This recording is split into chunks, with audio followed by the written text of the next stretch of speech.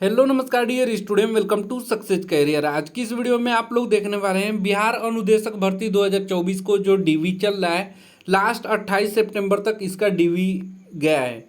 तो इसमें आप लोगों को बहुत सारे त्रुटि देखने को मिल रहा है। बीटीएससी खुद ये गलती कर रहा है।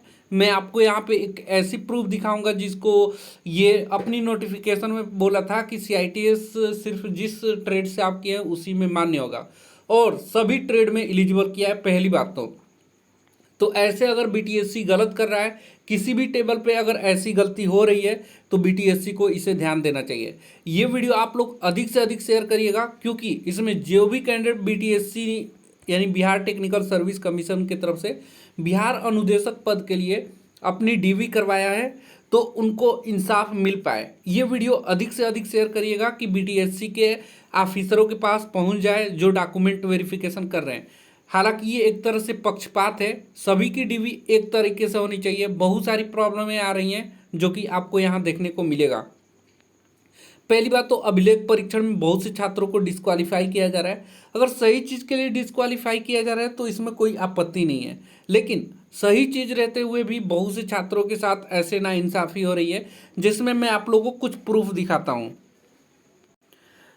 सबसे पहले एक प्रूफ यहाँ पे देखिए, ये सीआईटीएस के सभी यानी ग्रुप 1 में जितने भी ट्रेड है इनको सीआईटीएस का नंबर यहाँ पे दिया गया है सभी ट्रेड में। हालांकि ये बीटीएससी ने अपनी नोटिफिकेशन जारी किया था तो साफ साफ लिखा था इसमें, सीआईटीएस के अंकों की अधिमानता केवल जिस व्यवसाय में सीआईटीएस उत्तीर्ण है उस व्यवसाय के अंतर्गत दे होगा।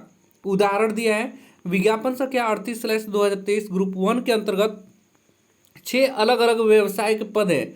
यदि कोई अभ्यर्थी फीटर व्यवसाय में सीआईटीएस उत्तीर्ण है तो उक्त अभ्यर्थी को सिर्फ अभी सीआईटीएस का अंक ग्रुप 1 के अंतर्गत प्रदर्शित है, परंतु व्यवसाय मेधा सूची तैयार करने किए जाने के क्रम में केवल फीटर व्यवसाय के मेधा सूची में सीआईटीएस हेतु अधिमानता का अंक दे होगा। अब चलिए, ये जो एग्जाम्पल दिया है बीटीएससी ने ग्रुप 1 का, अब ग्रुप 1 में बोला है कि अगर आप सीआईटीएस फीटर ट्रेड से हैं तो बस सीआईटीएस का नंबर आपका किस में होगा, फीटर ट्रेड के लिए अधिमानता का अंक दे होगा। शेष व्यवसाय हेतु सीआईटीएस का अधिमानता अंक दे नहीं होगा।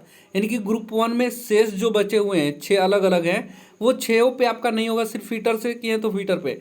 अब यहीं पे इसी चीज़ का बीटीएससी खुद उल्लंघन कर रहा है। अब पता नहीं किस टेबल से ये रिमार्क दिया गया है। यहाँ देखिए, जो कैंडिडेट डीवी करवा रहे हैं यहाँ पे उनको वही नंबर दिए जा रहे हैं 25 25 25.0250 सभी में दिया गया है। देखिए, किसी एक ट्रेड में इन्होंने अपनी सीआईटीएस की होगी, लेकिन इनको ग्रुप 1 में ही देखिए यहाँ पे सीआईटीएस के अंकों का अधिमानता ग्रुप 1 के अंतर्गत ट्रेड नेम फीटर व्यवसाय अनुदेशक के पद हेतु मान्य है। फिर यहाँ पे ट्रेड टर्नर व्यवसाय अनुदेशक पद हेतु मान्य है, इसमें भी 25 नंबर।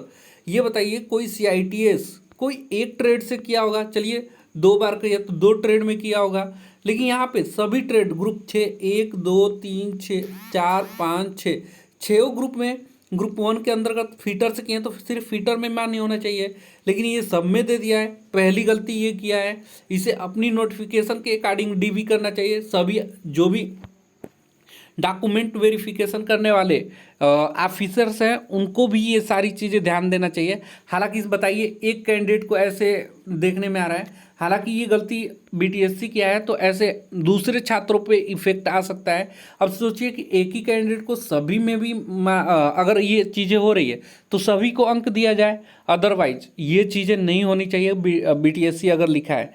हालांकि ये चीज़ें था कि अगर आप मैकेनिकल से डिग्री डिप्लोमा किए हैं, सीआईटीएस से हैं, तो आप जिस भी ट्रेड में एलिजिबल होंगे सभी में मान्य होना चाहिए।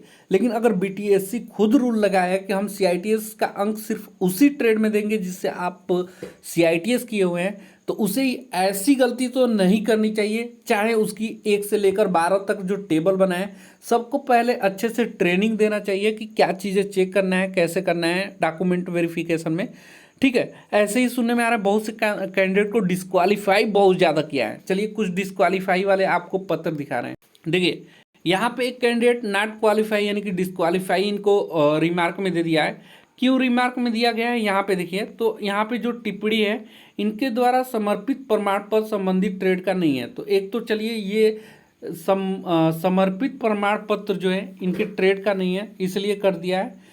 तो ये मैकेनिकल अभी जो चल रहा है डिग्री डिप्लोमा का, उनका ये है, आईटीआई वालों का नहीं है। पहली बात, डिग्री डिप्लोमा में कोई ट्रेड से प्रमाण पत्र नहीं होता। और दूसरी बात कि डिग्री डिप्लोमा में ट्रेड नहीं चलती, ब्रांच चलती है। और मैकेनिकल के बंदे, एक मैकेनिकल का अगर बंदा है तो वो बहुत से ट्रेड पे एलिजिबल होता है मैकेनिकल इंजीनियरिंग का। जैसे वो fitter, Turner, machinist, welder, diesel mechanic motor vehicle, tractor mechanic या अन्य मैकेनिकल रिलेटेड ट्रेड जैसे कि रेफ्रिजरेशन, एयर कंडीशनिंग, ये सारे ट्रेड पे एलिजिबल होता है। और ये इनकी जो एक्सपीरियंस होती है मैकेनिकल इंजीनियरिंग की बाद की काउंट होती है, न कि वो जिस ट्रेड से CITS किए हैं उनसे मान्य होता है। CITS क्या है? एक क्राफ्ट इंस्ट्रक्टर ट्रेनिंग स्कीम है, जो कि इसके तहत इंस्ट्रक्टर बनने के लिए ट्रेनिंग दी जाती है। और जो एक्सपीरियंस डिग्री डिप्लोमा का होता है मैकेनिकल के बेस पे होना चाहिए, तो उसके लिए ये डिस्क्वालीफाई कर रहे हैं। दूसरी यहाँ पे देखिए, दूसरे कैंडिडेट का मैं दिखा रहा हूँ डिस्क्वालीफाई का। दूसरा इसलिए डिस्क्वालीफाई किया गया है कि candidate college is not AICTE recognise. तो ये समझ में आ रहा है कि जो कैंडिडेट अपना AICTE का कोई भी डॉक्यूमेंट्स नहीं दिए होंगे तो उनको किया है, ये चीज़ें समझ में आ रही है। लेकिन वो चीज़ें नहीं समझ में आ रही है। एक और मैं आप लोगों को नोटिफिकेशन दिखा रहा हूँ, वो AICTE मांगा है, तो ये AICTE का आपको कागज़ देना ही पड़ेगा। यहाँ पे देखिए एक और अन्य केस आ रही हैं, कोई विशेष टिप्पणी तो experience certificate subject to verification.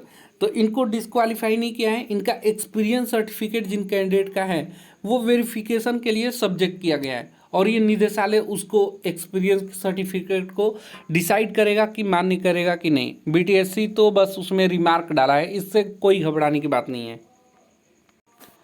एक और केस देखिए जो कि डिस्क्वालीफाई वाला, यहाँ पे ऑप्शन आपको दिखाई दे रहा है। ये अभी ग्रुप 1 के अंतर्गत डिस्क्वालीफाई बहुत से कैंडिडेट हैं। देखिए, जो कैंडिडेट मैकेनिकल इंजीनियरिंग से प्रोडक्शन या ऑटोमोबाइल से ग्रुप 1 में अप्लाई किया है, यूपी में mechanical engineering, production, automobile, refrigeration, ये सब चलता है। जो भी कैंडिडेट ग्रुप 1 में अप्लाई किया है उनको डिस्क्वालीफाई किया जा रहा है, क्योंकि आप मैकेनिकल इंजीनियरिंग, प्रोडक्शन है या ऑटोमोबाइल है, इनको बस चाहिए मैकेनिकल इंजीनियरिंग। यहाँ पे देखिए, इसलिए इनको डिस्क्वालीफाई किया गया है।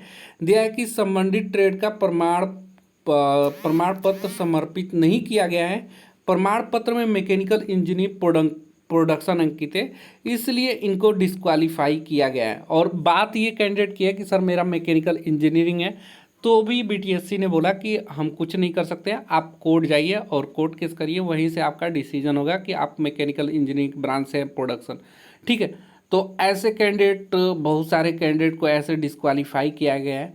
और जो सबसे बड़ी यहाँ पे रीज़न आ रही हैं, ये वाली केस तो बहुत से छात्रों के साथ हो सकता है हुआ होगा, तो आप जिनके साथ ऐसा केस हुआ है वो प्लीज़ कमेंट बॉक्स में बताएं। हमें नहीं लगता कि जिनके साथ सबको नंबर मिला है तो उनको क्या पड़ी है कि वो अपनी चीज़ें रखेंगे, लेकिन ऐसा हुआ है तो आप ईमानदारी से BTSC को ये इन्फॉर्म करिए और इस वीडियो को शेयर करिए कि उन तक पहुंच जाए, और ये ऐसी गलती जो की है उनको सुधार करें। और सभी कैंडिडेट को एक नज़र से देखें, क्योंकि ये स्पेशल कैंडिडेट नहीं है कि जो CITS फिटर में भी इनको दिया गया है नंबर, टर्नर के लिए भी इनका CITS का नंबर दिया गया है, मशीनिस्ट का, रेफ्रिजरेशन, एयर कंडीशनिंग का, ड्राफ्टमैन मैकेनिकल के लिए और मशीनिस्ट ग्राइंडर के लिए, सभी में इनको CITS का नंबर दे दिए गए हैं।